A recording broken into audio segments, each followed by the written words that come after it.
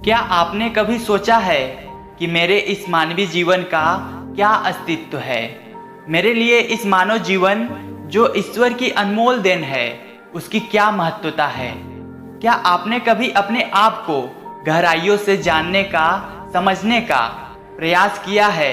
मानवीय तौर पर कहा जाए तो हम इस जीवन को सिर्फ अपनी ज़रूरतों को पूरा करते करते ही व्यतीत कर देते हैं। एक मनुष्य के लिए उसकी ज़रूरत क्या है?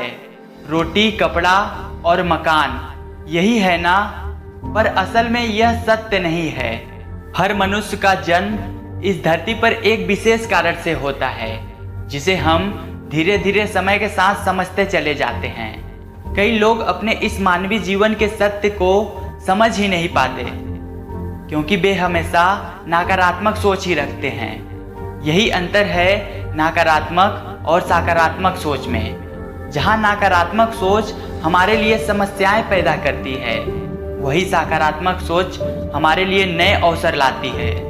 आइए हम जीवन के इस सत्य को एक कहानी द्वारा समझने की कोशिश करते हैं। कहानी का नाम है जीवन का सत्य। धनवान सेठ की कहानी। एक गांव में एक बहुत बड़ा धनवान व्यक्ति रहता था। लोग उसे सेठ धनीराम कहते थे।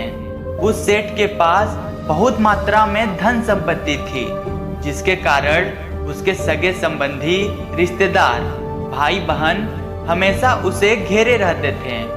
वे हमेशा धनीराम के गुण गाते रहते थे। सेठ भी उन सभी लोगों की काफी मदद करता था। तभी अचानक कुछ समय बाद सेठ को भयंकर रोग लग गया। इस भयंकर बीमारी का सेठ ने बहुत उपचार करवाया, लेकिन इसका इलाज नहीं हो सका।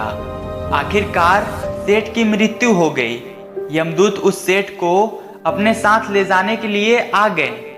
जैसे ही यमदूत सेठ को ले जाने लगे, तभी सेठ थोड़ी दूर जाकर यमदूत से प्रार्थना करने लगे कि मुझे थोड़ा सा समय दे दो, मैं लौटकर तुरंत आता हूँ। दूतों ने उसे अनुमति दे दी।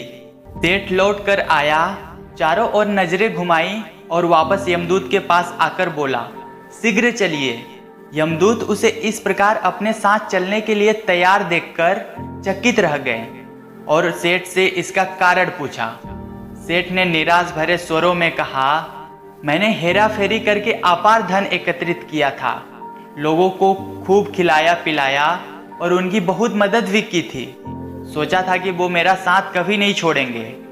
अब मैं इस दुनिया को सदा के लिए छोड़कर जा रहा हूँ तो वे सब बदल गए हैं। मेरे लिए दुखी होने के बजाय ये अभी से ही मेरी संपत्ति को बांटने की योजना बनाने लगे हैं। किसी को मेरे लिए जरा सा भी अफसोस नहीं है।